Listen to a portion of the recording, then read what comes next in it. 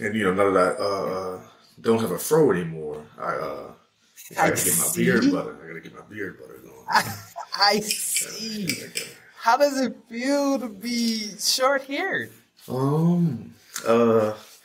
Interesting. Well, the thing about it is, I don't know if you. So you met me when I was growing my fro. It was pretty established at that time too. Yeah, but most of my life I had my hair cut short like this. You know what? I remember seeing your old pictures when y'all first you guys in high school and stuff. Yeah. Yeah. So it's new, but I do have to remind myself that I do have to care.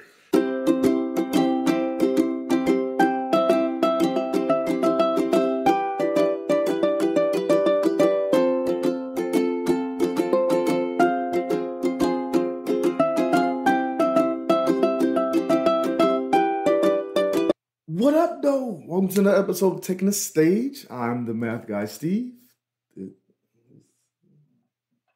Okay, PaigeyBabe is not here. PaigeyBabe. The reason why PaigeyBabe is not here is because one of my good friends, Aaron Kentrell, of Coding Culture, he hosts a podcast called Coding Culture. Decided, or he reached out to me and said he wanted to try it for us to make a combo podcast, essentially, right? Where we just talk to each other about just life in general. And so it was near Father's Day. So he asked me, he said, well, maybe just reach out to me about father stuff, about fatherhood, about life, about, those old days that we used to have in college where we met, all the way to now, and what's the difference, and just kind of, learning about fatherhood, about being a husband, about being a worship a leader, a minister. So just those things, just talking about a little bit about me and what the difference between, as he said, called it porch talk, right? Where it's just us shooting the breeze about life and the differences between then and now. And so that's the first part of this podcast. So we had a second part where we actually talked more about him and about his life's journey, where he grew up and where he lives now, and just kind of all those steps in between. So that's what this episode is about. Here's Aaron Kentrell from Coding Culture. Miss you, PaigeyBabe. Day so far is a solid one. How about you? Having a great day, bro. Having a great day. Actually, we went to Stephen III's birthday is coming up, and so we actually shot or went to a studio to get his birthday pictures, and so that was the main part of the day. Actually, me and Paige shot an episode at like 6:00 this morning of our podcast. Then I had an actual class to teach. Then we went to the studio. So it's been a busy day. So that's why I do the nap before this. Yeah. Yes. Okay. So you guys have been moving. Gosh. Constantly, bro. You got two young ones. That's a beautiful and situation. And a wife, always. Well, what do you guys got planned for his birthday? Okay, so that was part one. On his actual birthday, it's like a Monday or Tuesday or something. So we'll just do like a Zoom call and have him do a smash cake and have everybody, just celebrate him with words of encouragement and all that type of stuff. And then our birthdays are pretty close together. So we're probably just going to get together at a park and kind of, barbecue, that type of thing. So, just kind of do that together as a combo birthday celebration. I mean, it's his first birthday, so he's not going to remember any of this, but he'll have the pictures. We never do. Probably up until like maybe after 7, we probably start remembering stuff. That's what I was. Yeah, 6 or 7. Then those will be important ones. I'll actually get real gifts and stuff. Something that you can actually hold on to. Mm-hmm. Okay, that's solid. So I gotta send a gift. Yep, there it is. That'll work. Yeah, I can't send one and not send the other. That'd be so horrible. Yeah, it's right. What would I be? When I go to the store, I have to always get both of them something. I know the feeling. Ooh, yeah, buddy. Who cuts up first? Mel. Mel wants everything. Mel wants it's all hers. This entire life that we live is hers. If you didn't know, if I didn't know, I almost certainly know nowadays. You know now. Steven is more calm, and he'll just go take it from Mel. That's all. But yeah, Mel runs the show for sure. Oh, that's so cute. Oh man, I'm glad to see that you guys have been able to work it all through, like with the podcast and the whole family life. That is a feat, sir. That is. It most definitely is a. Pass off to you. Father's Day is approaching. What you expecting? For Father's Day from anyone? Mm-hmm. Not much, sir. Not much. Okay. For Father's Day, we don't really do like days like that, like, celebrate them, I guess, quote unquote. I mean, typically, for the past 3 years for Father's Day, I really just barbecued, and that was it. Yeah. And it was, Paige would get me something small. I think this year, because it's the first Father's Day with the boy, and our birthdays are kind of around the same time. I think she's getting me so I already have a grill. So either a broiler, like a actual broiler, or I'm trying to convince her to give me a Mac. I don't think that's going to happen. So I'll settle for the broiler if that occurs. You sound like a teen. I'm hoping for a MacBook, but MacBook Pro at that. Let it be Air or something too. You got to go get the top of the line. Got to. 15-inch screen. All that good stuff. I mean, yeah. Why not? I can dream. Nobody. There's no harm in that. There's no harm in that. Just don't have your expectations up too high. It sounds like because that's just a dream. Just let you know. Just a dream. If it happens, it happens. If not, okay. If it happens, so be it. If it doesn't, you'll still be cooking. That's what it is. You'll still be broiling. Yeah, I didn't know you was a chef like that, sir. As in the boiling side. I'm not. Well, okay. What happens is that I love spending time with my family, and so that's one way that I can provide is by provide physically by just making a good meal for my family. So like even my birthday, typically what I do is barbecue, or cook something. Just because that's just that sounds like a good time to me, and then hanging out, have a couple adult beverages if need be, or if that's the time for it, and then just hanging out and chilling. It's not nothing too serious. I don't expect any gifts or any, that's just not my style, So I always appreciate that when you can just appreciate the moment and the people, and that's the gift in itself. Absolutely. Not the inanimate objects. I miss those little gatherings we used to have, man, back in school. Bruh, those were the times. Used to be a vibe. Bruh, me and Paige were just talking about it. I forgot because our anniversary just passed. And so for our anniversary, we literally we just wanted, a day without the kids. Well, I wanted a day without the kids. She was, she's a little more. And we literally just hung out as if we were still back in college. Like that was the vibe. That was the time. So we literally played cards, played dominoes, and just sat and watched like random old Vivo. Remember Vivo? Instead of before YouTube was popping, like you would watch Vivo video playlists or whatever. That's literally what we did for the entire night. So it was a good time. Some nostalgia. I love it. Exactly. Yo, why do our kickbacks sound like the family cookout? Dominoes, drink. Right. That's exactly what it was, though. Wait, I was looking through pictures yesterday or day before, something like that. And there was just old pictures I was looking for my auntie. I wanted a picture of her. And I completely forgot that she came to a Super Bowl party with us in Lafayette. Really? Yes. There's pictures again, this is, I remember my fro was a little really small. I have a Saints jersey on, but everybody was there, right? Again, it was at our apartment. This is a 1-bedroom apartment with a Super Bowl party. People came from from New Orleans, from Baton Rouge, from Hammond, just to hang out. And again, like you said, it was just a cookout. That's exactly what it was. It was just a vibe. It always felt like that. Right. You guys were great at facilitating a good time for sure. We loved it, bro. And it's just the people. It's almost like a skill. It's almost like a skill. I'm serious. You came highly suggested, sir. It'd be like, so what would you do? Y'all need to pull up to Staige's and Paige's. Y'all need to come on through, man. This is where the vibe is at. That was a great time. Hey man, and it always showed to be really good. Like you always knew the games and everything to play. Like it was a vibe. I missed the. I wouldn't say because miss it makes it feel as if it's like it's so far off. But it's like I cherish those days. Those were good days. Oh, they were great days, man. They were great days. I love them. Every single moment of it. I mean, we just have different responsibilities now. It's just different vibes, different times, different experiences that we're having nowadays. Me as a father, there's very few moments you get by yourself anymore, or different very few times you get where it's just you.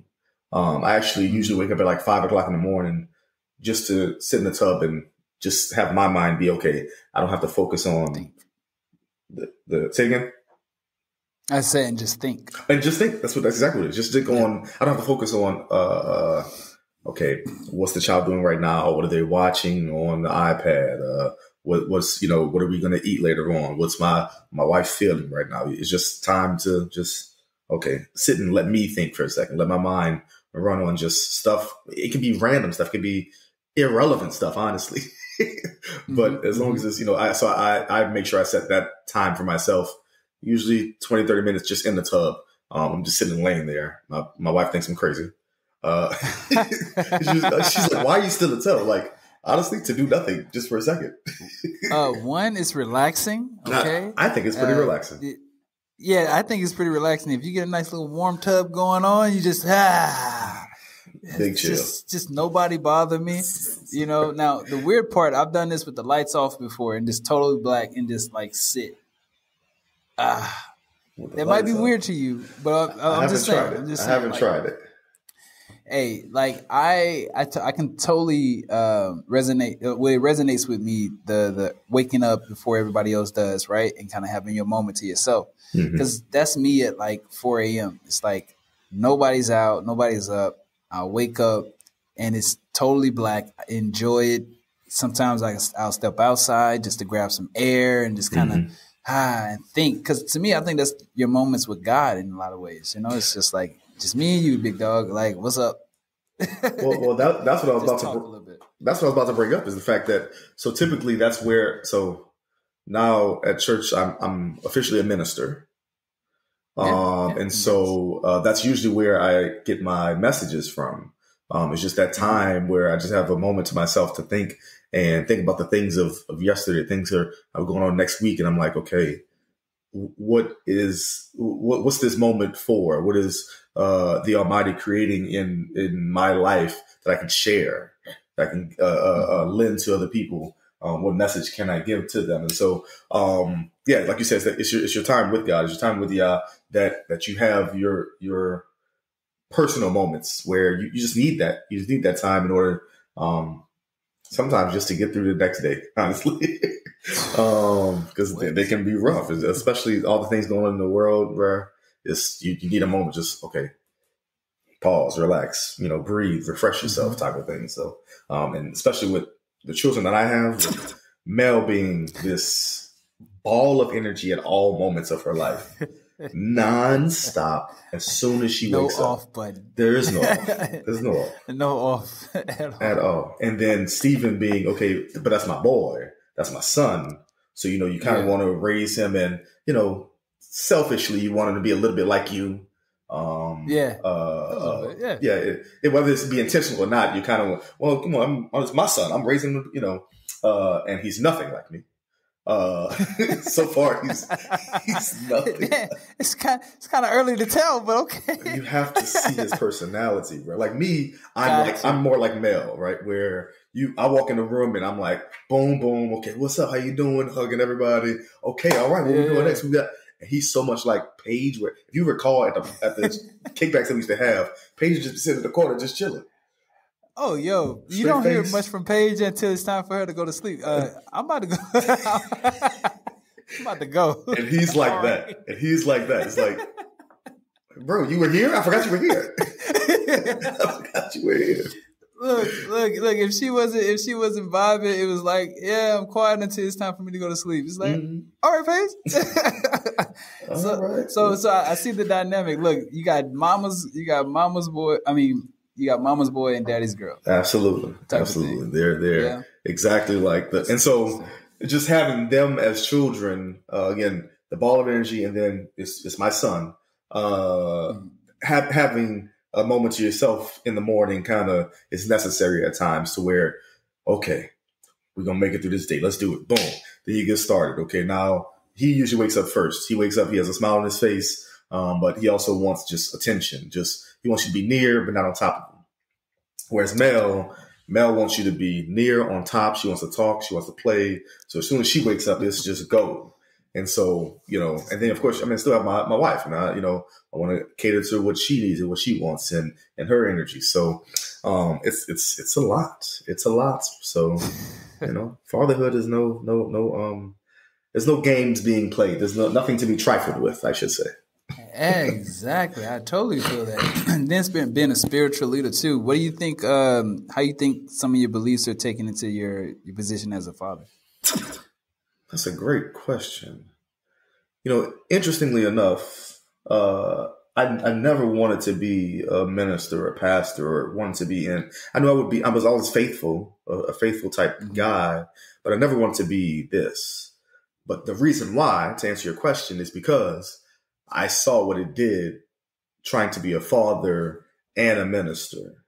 And I saw how that was growing up as far as, my uncles, my grandfather, my dad, just how much pressure that was, how much, it's hard to do both very well, honestly. Because, ministers, their goal is the flock, their parishioners, whoever they're a minister of. And then a father is, his children are the focus. And so it's hard to balance both very well, just in general. So I think how I have tried to do both well is, making sure that the exact messages that I'm giving is what I'm living by, or even more so, I'm only giving messages on things that I know that I'm doing well in regular life. And mainly being myself in both areas. A lot of times growing up when you're in church, there's a standard to live up to. And so everything is a negative connotation. Everything is, okay, but you're not perfect. You're not well enough. You didn't do it great enough. You're not, you're always trying to master being a Christian, being a believer, being a church person, a church boy. You're trying to perfect it, and it's impossible. You can never do really perfectly, exactly, because we're not made that way. We're going to falter. We're going to, fall short. And so if I come from that perspective in ministry or in church, then in family, even more so, since I can remember, before I even wanted to be a husband, I wanted to be a dad. Since I was a kid, I wanted to be a dad. And really? Yeah. Well, come on. Well, and it's because I wanted to, I felt like I wanted to be a better dad than my dad, honestly. And it's kind of like the math person in you. Think, yeah, I was about to ask, do you think that's kind of a thing for almost every guy, no matter if you raised with your dad or not? It's almost like, out of respect or respectfully, I want to do better than he did. Yeah, I think, and I think especially our age, men of our age, I think,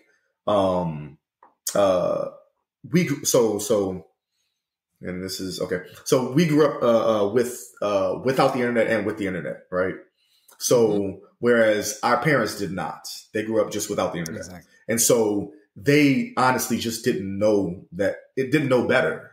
As far as we could get on the internet and see, okay, this is how a child is being taught this way. This is how a child is being raised over here. This is how, okay, well, how come these boys over here can go do this, and how come I couldn't? How come I wasn't able? So we were able to learn from others that were afar, whereas our parents were not. And so because of that, not saying that no fault of their own, but us growing up, we saw, okay, well, dang, I wish my dad could have done this better. I wish he would have at least tried to do this, have conversations with me. I mean, our parents didn't really have conversations with us. It was, boy, go do this or else. Yeah, it wasn't the culture exactly. And so, Yeah, like especially when it comes to men. Yeah. oh, it's definitely, man. I don't remember my dad telling me I love you until I was an adult. Now he may have. He may have said it. I don't. I don't remember it. Well, I remember it as like a kid, maybe like 6 or 7. I remember those words. But as I became older, he rarely. Now he said, "Well, I got to tell you when I can show you." I'm like, "Well, it's good to hear it though." I'm emotional. You know what? I like to hear stuff like that. Yo, that sounds like a conversation between. Yes. Okay, because men, we definitely hit you with that. Yo, I'd rather show you than say it. But I started to realize myself, it does, even though that's very true, saying it sometimes still is a part of showing. Like saying is still a part of showing. So Absolutely. and we can forget that sometimes for sure. Okay, yeah. And so I think that's the huge part that I try to take into me being a father is that I know I'm not going to be the perfect guy that I thought I was the perfect dad that I thought I was going to be when I was 5, 6 years old. And I told myself, I'm going to be a great dad. I'm going to do this and this. I know I'm not going to be perfect, but just try to take it in stride. If I'm shooting for that greatness, that perfection of being a dad, I'll fall short. What's this phrase? Shoot for the moon, you'll fall between amongst the stars. Right? Yeah, fall amongst the stars, yeah. And so I'll at least shoot for that greatness, that perfection, and I think I'm a pretty good dad. I ain't gonna hold you. I would hope so. They still got all 10 toes and fingers, so limbs are still intact. They ate good today. They had a good time. Exactly. Nobody's missing a head. No, I think they're all right. I think as long as they're alive, they're breathing well. I think you're doing good. I think you're doing good. I'm doing something right. Let's go with that. Exactly. Yeah, you're doing something right. Yeah. Oh, yeah. Okay. Yeah. So, bruh, moving into, again, just to keep the topic on fatherhood for a little bit more. Where are you going when it comes down to when you're looking for more advice, or if you are having issues? Who do you go to? Have you carved out a group of fathers that you trust?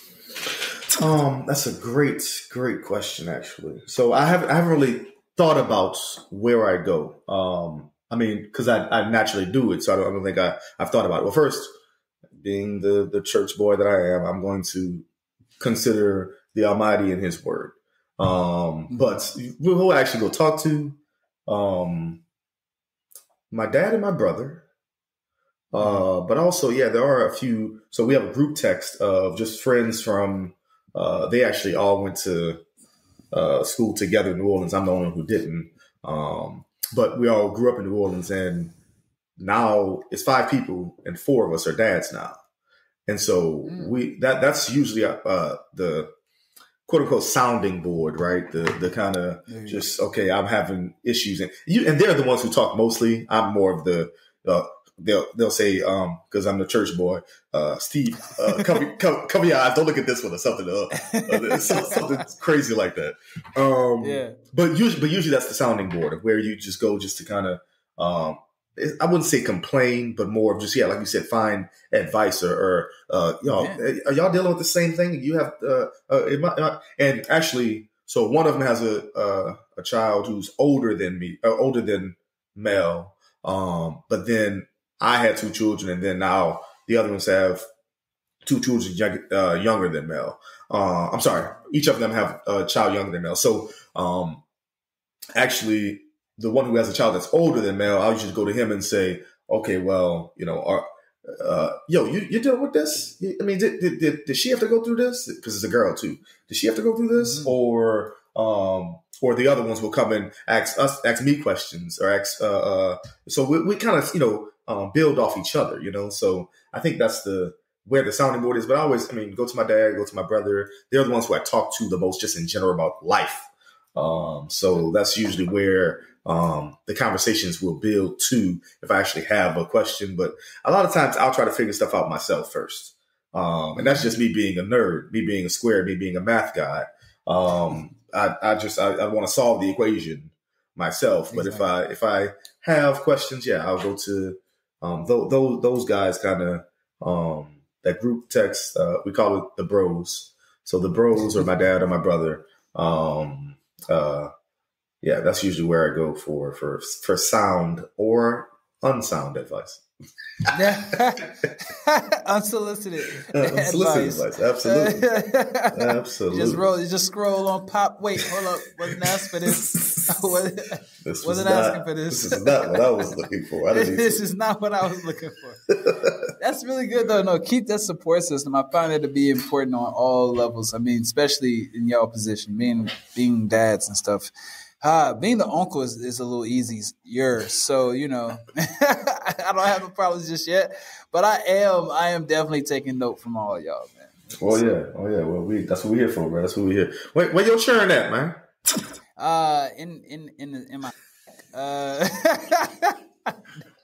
I did not expect you to say Staige now. I did not expect that. Well, I didn't know what else to tell you. They not out here breathing, so we good. They straight. They safe. They safe. That's down the line. It's eventually. It's down further down the line. It is. It's further down the line, but look. Believe me, I still get the vibe. I wouldn't say I got baby fever, but I've been encountering babies more often, and the conversation is it's a topic when I'm dating because it's a real thing, it's a real question, it's something to ask, it's something to know, and I don't know, the thought comes up from time to time, and I mainly use it as an anchor. I try to remember, like, if am I being the father that I would respect if I was, his son, type of thing, or so, because I know it's in my future. I work on trying to like bring it into the now, but it's still kind of difficult because I literally don't have a child, so that's a different connection. I could try to imitate the feeling and the thought as much as possible, but when you actually have the feeling, as like I'm not going to go to sleep tonight because I'm doing this for this person. Mm-hmm. I'm pretty sure that's a whole different vibe than what anybody else can conjure up unless you have a child. Yeah, I think it's down the line. I think actually the main difference in, as you pointed out, that it's kind of like okay, so the uncle versus dad. The main difference, I think, to me is it's every day. Yeah, it's every day for you, and it's some days for me. Yeah. That everyday thing. And it's similar to like like going on a vacation. You'd say, okay, well, if I was going to Hawaii, you're like, oh, that'd be a great place to go vacation. Yeah, it would be, unless you just live there. Then it's kind of like, well, this is just Hawaii. It's just kind of, well, this is the regular thing. So I think it's a consistent thing of every day I wake up, Mel's still gonna be at that door screaming. Yeah. Not screaming at bad thing. Screaming as in she just want to sing. She's singing. Yeah. She's top of her lungs. Up and kicking. Yes. Yeah. She's gonna remind you that, hey, Dad, what's up? I'm still here. Yeah. Like, where the food at, or where the hugs at. Go give me, I need my apple. And I need some orange juice, please. And then be prompt with the nappy. I need the nap at this time. You need to be on it, sir. You don't know me by now? Well, I think I do. Really though. How's it like raising kids in this day and age? And I only use that term just to kind of refer to like our time. But were you nervous at all? Because I've run across a couple of people, from coworkers to like passing friends, who are just against having kids in our time. Was I nervous? Yes, beforehand, yes. Or right when Mel was first born, yes, absolutely. I was nervous, I'll be honest.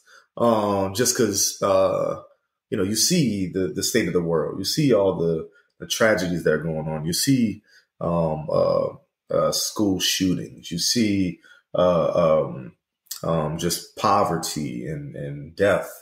And that's only scary because those are the parts that you're looking at and you're focusing on. You're scared of those things. Whereas, and a lot of that stems from the church, to be honest. I mean, growing up, the church tells you that, okay, this is a sinful world. There's nothing but death out there, and don't lose your children to the world and to the streets. And so you are scared. Yes, absolutely. And then they're here, and you're raising them every day, and you're like, oh, I just have to structure their lives around not those things. So just kind of make sure that they're focused on things outside of that. Make sure, you groom them and mold them to be like, I think in the podcast we had earlier, Paige asked, what do I see for Stephen III? What do I see in his future? And I'm like, I just want him to respect the creator that made him and be an upstanding human. That's what you're shooting for. That's what I shoot for them, for both of them. Just for them to be well-rounded, for them to be knowledgeable about information, but also I don't want them to be afraid. I don't want them to go through as much trauma as we all go through trauma, but to be able to deal with their trauma better than we were able to growing up. So I think that those are, was I scared? Yes, but I can't focus on that part because staying scared doesn't affect it. They're here now. It's too late. I can't undo too late. it. Can't put them back in the womb. Put them back. Put them back. No. Can't put them back. Not. Okay. So hey. So what you gonna do now? so I can either stay scared or do something about it. Just know, okay, well, if I'm I don't want to say controlling, but if I put around them the proper systems, the proper mindset, the proper things. I mean, we went to take the pictures earlier, and the lady asked, what type of music does Stephen like? Just so they can play music while they're taking the pictures. And I confidently can say his favorite type of music is gospel. That without a doubt. There's no. Let's go. You put on any gospel song, and this boy starts dancing. And I'll be honest. And here, look. He only got 2 teeth, none but gums, just not cheesed out. But again, that's just the way that we've organized how we raise them. I know me growing up, my most people would say I was sheltered, right? That was the phrase that was used when you're a church boy, a church girl growing up, is that you're sheltered, or y'all stay in the church, y'all be in there 4 or 5 times a week. No, well, that was true. Am I sheltering my children? I don't think I am, because they have access to way more than what I did. But it is a sort of, okay, but I am going to make sure that they aren't exposed to all the scary parts that I was exposed to, right? So just kind of, if when raising children, it can be a scary thing, but most of it is not scary. Let's put it like that. Most of it is just, gotcha. This is a child. I get the chance to raise them, and actually become friends with them, and become, I'm not saying be best friends with your children. I'm not saying all that. Okay. Gotcha. You still, raise the child. But it's more joy than anything else. It's definitely not all scary. That's for sure. That's good. That's slaps. Well, when I have mine eventually someday, I'm glad to know that I got friends like you. No, we can't say soon. Like I would say, okay, if I say soon, we talking like in the next 3 years. I would like to honestly have kids in like the next 3 years. Okay. Like age 30. Well, 30. So age 35. Okay, by 35. That sounds pretty good to me. Yeah, like that sounds pretty good. I won't be too old. I'll be trying to hit the math. I'll be like, wait till I'm 40. This nigga gonna be, I can't do that. I ain't trying to be 60. 60, she'll be 20. Yeah, and I don't want that. I still need to be able to, throw my left hand if I need to knock a, prom date out or something like that. I can't, I can't be 80, 90 plus trying to hug on my grandkids, Yeah. I wouldn't mind it though, but I would hope great grandkids by the age of 80 or something like that. I don't know. Yeah. But you see what I'm saying? It's happening eventually, man. It's gonna take us. Okay. Take your time. I'm not rushing it, bro. Yeah. Oh well, look, there's nothing that you can do. It's all it's all on me. It's all on me. You know, I'm dating a little bit, so I'm trying to get that vibe, continue that going. So, you know, picking and selecting is a real thing when you're thinking about kids and stuff like that. It's like, she had a lazy eye. I don't know if I want that. Here you go. Hold on a second. Ear, one ear bigger than the other. I don't know. It ain't symmetrical. Follow my pen. Nah, that ain't working. Okay, who's next? Yeah, who's next? Next, bring her in. Okay, no, but it's serious though. Like, I mean, compared to how I was in high school and college or whatever, you definitely got to think about it a lot more, man. And like, I feel like right now where I'm at in all my friend groups, I am either the only one or one of the only ones who do not have kids. Not a bad thing. It's not a bad thing. But it's also like, so what you gonna do? You know, eventually. Right, and that's the like you said, the choosing part. I mean, a huge part of the fact that I have 2 kids at 33 is because, well, me and Paige has been together for almost 14 years now. So like the choice was made forever ago. It's just it was only a matter of time, right? So I feel you on that. It's kind of you have to. It has to be. It should be the correct mate for you to help raise your child. What's wrong with has to be? Like, you definitely got to feel something. I'm just saying if only reason I don't want to use the term has to be loosely is because what if it isn't? But the child is still here. But the child is still here. Yeah. So I mean, maybe just right for that being to be here doesn't mean that it's right for you guys to be together forever. Yeah. So I mean, maybe it's almost like it's right for that time and right for that person. Like, you know, I try to be as conscious as possible. Honestly, it's like, look, we, strap up all day, every day, because other than that, you run the risk. So it's like, but you do come to a point when you observe all your friends and your surroundings, and you're just like, well, maybe soon, it don't look too bad, it looks like a vibe, it's a little bop, a little meat,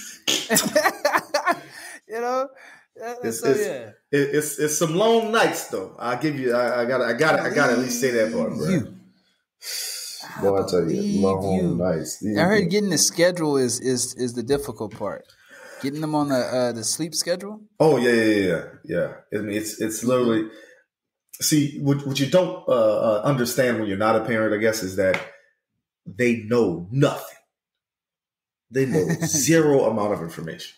It's literally teaching everything, and they absorb it all quickly. Yeah. But starting off, they know nothing. Paige even said it one day. She said, I didn't realize I had to teach this child how to walk. I'm like, yeah, you have to teach them how to eat. It doesn't make it, again, that sounds crazy because, you see them eating eventually, but you have to teach them everything. And so, so sleep schedule for sure. Yes, you have to teach them how to breathe sometimes. They don't know how to breathe. Well, at least just like the rolling over on your side type thing. They don't know how to, move themselves back over. But it's just some things or almost everything you have to teach them. Some things they'll just absorb and learn. So like the sleep schedule, bro. Babies. Oh, okay. First, actually, the worst part for me, I'll be honest. Flashbacks. I know, right? Yeah, you saw it on the face. The worst part for me is actually, and I don't wish this on anyone, potty training, bruh. Potty training. Yep, you can keep it. Bruh, can I throw it? Can I exchange the baby? Can I exchange the whole baby? Just return, please. Or refund. No, Joe. Just give them to someone to potty train them and bring them back. Just bring them back. The potty training. Bro. Go stay with your grandma. Go stay with your grandma until you learn. Stay for the summer until you learn. Okay. Because she ain't coming back. The potty training, bro. The sleep schedule part. Because I sleep light anyway. Paige sleeps really heavy. You know this. But I sleep light anyway, so I can't. I mean, I'll be the one, waking up in the middle of the night most times. But that's fine because I can also go right back to sleep pretty, not easily, but easier. The sleep schedule wasn't that bad, but having to remind Mel, okay, like 7 times in a day, do you have to go potty? Are you going potty? Let's go potty. Let's go sit on the toilet. Let's go. And just 7 times a day that's a lot.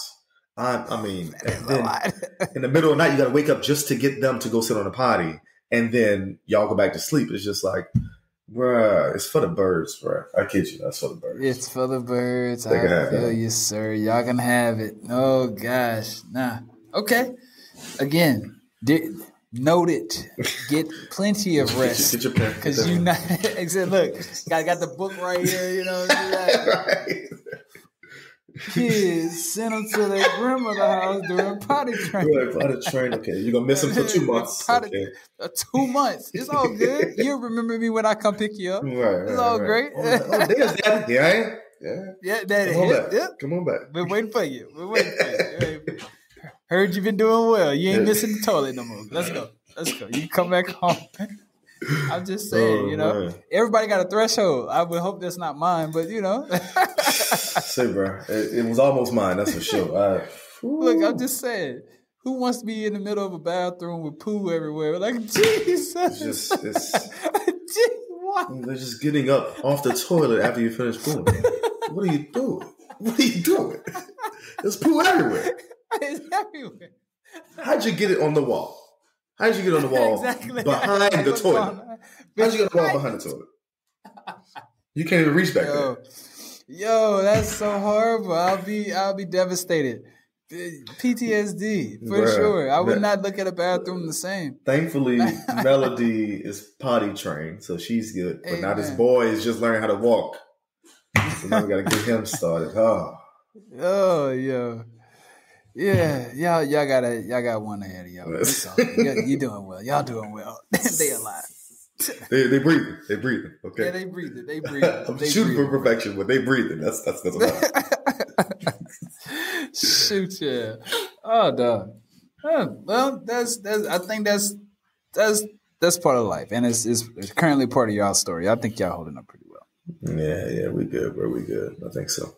Hey, podcasters, don't forget to like, share, comment, and subscribe to our channel. Follow us on Instagram, Facebook, Twitter, and TikTok. You can also listen to our audio podcast on Spotify, Apple Podcasts, Google Podcasts, or wherever you get your podcasts. Have a good one.